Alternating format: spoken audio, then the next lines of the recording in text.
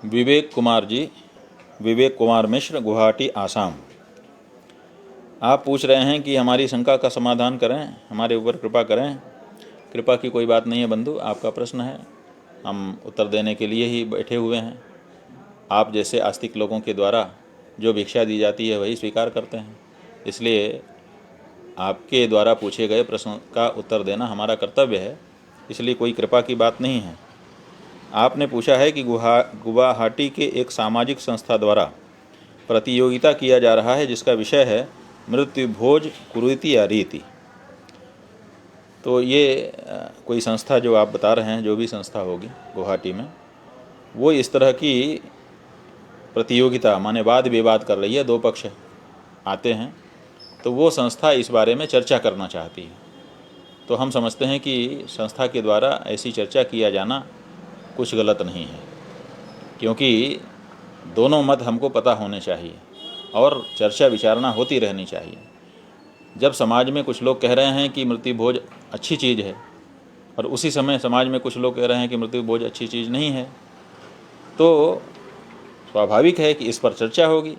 तो चर्चा करा रही है कोई संस्था, इतने मात्र से हम संस्था को गलत नहीं कह सकते हैं, क्योंकि संस्था विचार विमर्श कर रही है, दोनों पक्षों को सामने लेकर के आ रही है, दोनों पक्षों के विद्वानों को बुला रही होगी और चाहेगी, उसकी इच्छा आकांक्षा यही होगी कि इस पर अच्छे से चर्चा हो और जो सच्चाई है, तथ्य है, सत्य है, वो पता चले। तो अगर निष्पक्ष भाव से तत्व निर्धारण के लिए इस तरह की कोई प्रतियोगिता, कोई डिबेट, कोई शास्त्रार्थ किया जा रहा है तो हम उसका स्वागत करेंगे, क्योंकि चर्चा विचारणा होती रहनी चाहिए। कोई हमारा धर्म ऐसा धर्म नहीं है कि थोप दिया जाए, लेकिन औचित्य सिद्ध करना आवश्यक होता है। तो चर्चा विचारणा के लिए हमारे यहाँ सदा गुंजाइश रहती है। लेकिन अगर ऐसी कोई संस्था है जो मृत्यु भोज को एक रीति और उसमें भी कुरीति सिद्ध करने के लिए इस तरह का डिबेट करवा रही है, तो फिर उसका उद्देश्य कलुषित माना जाएगा और फिर वो प्रशंसा की पात्र नहीं हो सकती है। पहले तो आपको बता दें कि ये कोई रीति नहीं है। रीति और रिवाज ये अलग वस्तुएं हैं। शास्त्रों में जिन बातों को नहीं बताया गया है, जब वैसी बातें भी लोक जीवन में दिखाई देती हैं तो उनको रीति रिवाज कहा जाता है कि भाई हमारे यहाँ ये रीति है, हमारा रिवाज है, हमारा तौर तरीका है। शास्त्रों में नहीं लिखा है लेकिन हमारे यहाँ ऐसा होता है। तो रीति रिवाज वो वस्तु होती है जिसका शास्त्रों में उल्लेख ना हो। मृत्यु के बाद का भोज जो है, जो महापात्र को भोजन कराया जाता है, जो उसके बाद ब्राह्मणों को भोजन कराया जाता है, ये जो मृत्यु भोज है, और उसके बाद इष्टमित्र कुटुंबियों को भोजन कराया जाता है। 3 बार भोजन होता है।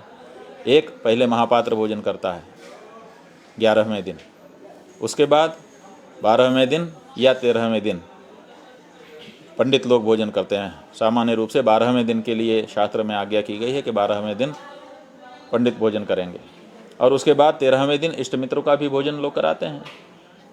लेकिन इष्ट मित्रों का जो भोजन है 13वें दिन का, इसके बारे में शास्त्र नहीं कुछ कहता है। ये आपकी आकांक्षा है कि आप कितने लोगों को बुलाना चाहें, कितने लोगों को भोजन कराना चाहें। शास्त्र में 13 पंडितों के लिए कहा गया है, 12वें दिन 13 पंडित मिल करके भोजन करेंगे। तो वो जो भोजन है वो शास्त्र की विधि है, वो कोई रिवाज नहीं है, कोई रीति नहीं है। इसलिए रीति रिवाज के रूप में उसकी चर्चा करना या उसका समर्थन करना या खंडन करना, दोनों ही बातें सही नहीं हैं। ये रीति रिवाज नहीं है, यह शास्त्र विधि है।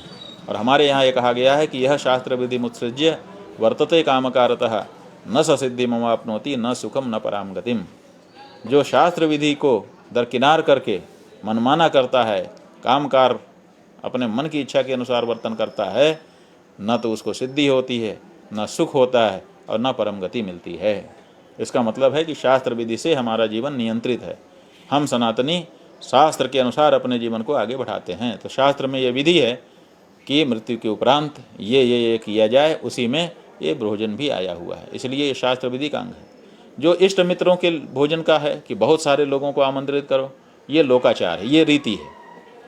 इस रीति को करना जरूरी नहीं है। अगर 11वें दिन महापात्र को भोजन करा दिया गया है, संतुष्ट कर दिया गया है, वो शास्त्र में विधि है।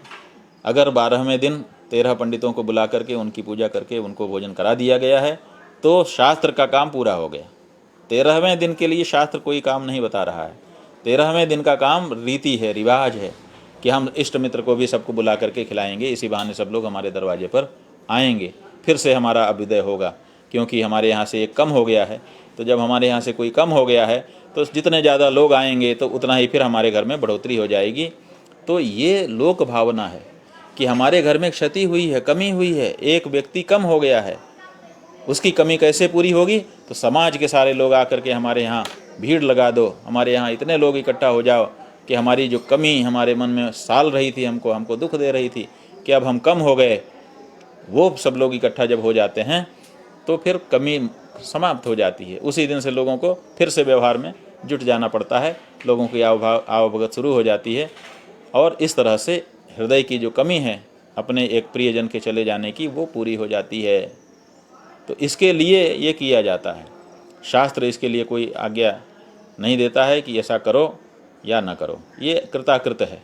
करना चाहें आप, अच्छी बात है, आप सक्षम हैं तो करें, सक्षम हैं तो ना करें। अब सक्षम नहीं है फिर भी कर्जा लेकर के अगर कर रहे हैं तो ये तो ठीक नहीं है, क्योंकि हमारे यहाँ कहा गया है कि कर्ज लेकर के यज्ञ भी नहीं होता है और श्राद्ध भी नहीं होता है। जो आपके कमाई में से बचा हुआ है संरक्षित, उसी से ये कार्य होते हैं। इसलिए जब इतना छूट शास्त्रों ने दी ही हुई है, हमारे ऊपर कोई मजबूरी लगाई नहीं है, हमको मजबूर किया नहीं है, तब फिर शास्त्र विधि को लोक रीति बता करके और उसको बंद करने के बारे में विचार करना या उसको लोक रीति ही सिद्ध कर देना, ये कहीं से उचित नहीं है। हम ये कहना चाहते हैं, आपको बताना चाहते हैं कि अगर निष्पक्ष भावना से कोई सामाजिक संस्था इस तरह की चर्चा करती है तो हम तो उसका स्वागत करना चाहेंगे कि अच्छी बात है, चर्चा करो, इसी बहाने निकालो शास्त्र की कहाँ कहाँ कहा गया है, कितने लोगों को भोजन कराने का कहा। कम से कम चर्चा होगी तो शास्त्र से तो होगी। वो वाली चर्चा का तो कोई मतलब नहीं है कि आए और अपने मन से जो कुछ तर्काया बोलने लग गए। यहाँ पर प्रमाण के साथ कि भाई शास्त्र में मृत्यु के बाद क्या क्या कहा गया है, पहले ये निकालिए, उसको पढ़ के सब जनता को सुनाइए कि ये कहा गया है। जब जनता सुनेगी तो अपने आप जान जाएगी कि इस तरह की चर्चा बेकार है। ये तो विधि बताई गई, इतनी विधि तो जरूरी है, इसमें कोई भार हमारे ऊपर लादा नहीं गया है। किसी के सिर पर फूल रखना आपत्ति का विषय नहीं हो सकता, क्योंकि कोई भार नहीं होता है बल्कि सम्मान ही बढ़ता है। किसी के सिर पे जब पत्थर रखने लगेंगे भारी, तब ना उसको दिक्कत होती है, और तब वो मना कर सकता है कि अरे हमारे ऊपर पत्थर क्यों रख रहे हो। तो ये जो विधि शास्त्र की बताई गई है, फूल जैसी विधि है, इससे सम्मान बढ़ता है, भार नहीं आता है। इसलिए इसकी कोई आलोचना नहीं है।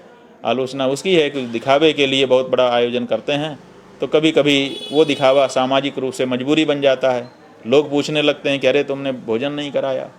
ये जो मजबूरी आ जाती है, इसके कारण इस तरह की चर्चा होती है, वह भी उपादेय ही है। तो चर्चा करने में कोई हानि नहीं है। चर्चा में निष्कर्ष अच्छे निकलने चाहिए, सही निकलने चाहिए, पक्षपात विहीन निकलने चाहिए, यही आवश्यक है। तो अच्छा है, हम आपका अभिनंदन करते हैं कि आप असम की गुवाहाटी में रह कर के भी अपने सनातन धर्म के प्रति जागरूक हैं। आपके शहर में एक संस्था ने इस तरह की चर्चा की तो आपको लगा कि इस बारे में हम लोगों को सूचित करना चाहिए, और अपने प्रश्न के माध्यम से आप लोगों ने सूचित भी किया और अपने ज्ञान को बढ़ाने का आपने प्रयत्न किया। इसके लिए हम आपका अभिनंदन करते हैं। आशा है कि आपको हमारी बातें समझ में आई होंगी। अगर कुछ ना समझ में आया हो तो दोबारा चर्चा करें, अवश्य करें, आपका आमंत्रण है।